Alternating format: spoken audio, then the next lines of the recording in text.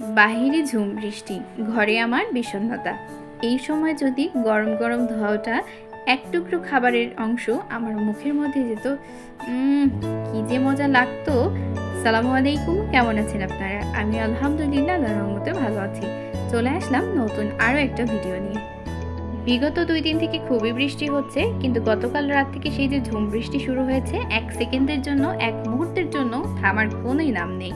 আমার মনে হচ্ছিল এই বিকেলবেলায় যদি ধোয়া ওঠা কোনো খাবার আমার মুখের মধ্যে পড়তো, ইস কি যে ভালো লাগতো। তাই ভাবলাম দেরি কিসের, নিজের জন্য কোনো একটা স্পেশাল খাবার বানিয়ে ফেলি এই বৃষ্টির দিনে। তাই আজকের এই ভিডিওতে আমি আপনাদের সাথে শেয়ার করব এই বৃষ্টি ভেজা বিকেলে কিভাবে আমি চিকেন বান বানালাম বাসায়। তো চলেন ভিডিওটা শুরু করা যাক।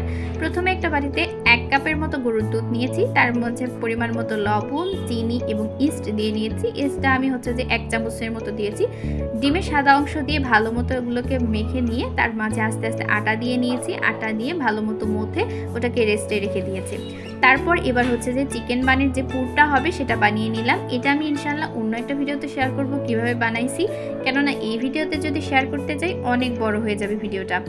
তারপর একটা প্লেট নিয়েছি, এটা স্টিলের প্লেট। সেটাতে যে একদম সয়াবিন যে তেলটা থাকে সেটা দিয়ে ভালো মতো ব্রাশ করে নিয়েছি হাতের সাহায্যে। তারপর সেই যে ময়দাটা একদম রেস্টে রেখে দিয়েছিলাম সেটা হাতে নিয়ে ভালো মতো মেলে নিয়েছি, গোল করে মেলে নেওয়ার পর সেই যে পুরটা বানাইছিলাম সেটা দিয়ে দিব আস্তে আস্তে। এটা একদম শেপ দিতে গিয়ে আমার কি যে পরিমাণে কষ্ট হয়েছে, একদম অবস্থা খারাপ হয়ে গেছিল, বাট লাস্টে হয়েছিল ভালো মতো। প্রথমটা একটু সমস্যা হয়েছিল, বাট বাকিগুলো অনেক ভালো মতো বানাইছি আমি। এরকম পজিশন হয়ে গেলে, অর্থাৎ এরকম দেখতে হয়ে গেলে, তারপর আমি এটাতে ডিমের কুসুম দিয়ে উপর দিয়ে ব্রাশ করে দিচ্ছি। এটার কালারটা অনেক সুন্দর আসবে। তাইলে এইটার ক্ষেত্রে ডিমের কুসুমটা একদম বোঝা যাচ্ছিল না যখন হয়ে গিয়েছিল, বাট পরে যেটা বানাইছিলাম ওটা অনেক সুন্দর হয়েছিল। তারপর একটা ফ্রাইং প্যানে পানি দিয়েছি, তারপর একটা স্ট্যান্ড দিয়ে সেই প্লেটটা রেখে এটাকে ঢাকনা দিয়ে ঢেকে রেখেছি। এটা মনে হয় আমি স্টিম করেছিলাম 35 মিনিটের মতো। প্রথমবার যেটা করেছি সেটা একটু খুব যে ভালো বেক হয়েছে তা না, কিন্তু এই পরের বার যে এই শেপটা দিয়েছি এটা অনেক ভালো মতো বেক হয়েছিল। এটা আমি কিভাবে বানাচ্ছি আপনারা দেখুন। আগে আমি রুটি বেলে নিয়ে চাকুর সাহায্যে কেটে নিয়েছি। তারপরে প্রথমে একটা ফোল্ড করে নিয়ে 2 সাইড দিয়ে আবারও ফোল্ড করেছি। তারপর আস্তে আস্তে এটাকে ঘুরিয়ে নিয়েছিলাম, নিলেই এটা হয়ে যাবে এবং এটা দেখতে বেশি সুন্দর হয় এবং একটা গ্লাসি ভাব লাগে। মনে হচ্ছিল যে আমি রেস্টুরেন্টের কোনো খাবার খাচ্ছি বাসায় বসেই। এবং এটা আসলে অনেক বেশি মজা ছিল খেতে, মানে পুরের একটা আলাদা স্বাদ ছিল এবং চিকেন যে বানটা ছিল এই বানটার একটা আলাদা স্বাদ ছিল।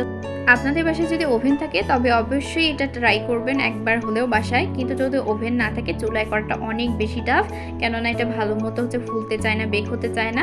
আর প্রথমবারটা আমার হয়নি ভালো মতো, বাট লাস্টে যে 2টা দিয়েছিলাম এই 2টা অনেক ভালো মতো হয়েছে এবং এটার টেস্ট অনেক ভালো হয়েছিল, অনেক মজা হয়েছিল।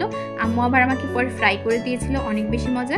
আপনারাও চাইলে এই বৃষ্টির দিনে এমন চিকেন বান বাসায় তৈরি করে খেতে পারেন এবং আমাকে জানাতে পারেন। ভালো থাকবেন, দেখাবো অন্য কোনো একটা ভিডিওতে। আল্লাহ হাফেজ সবাইকে।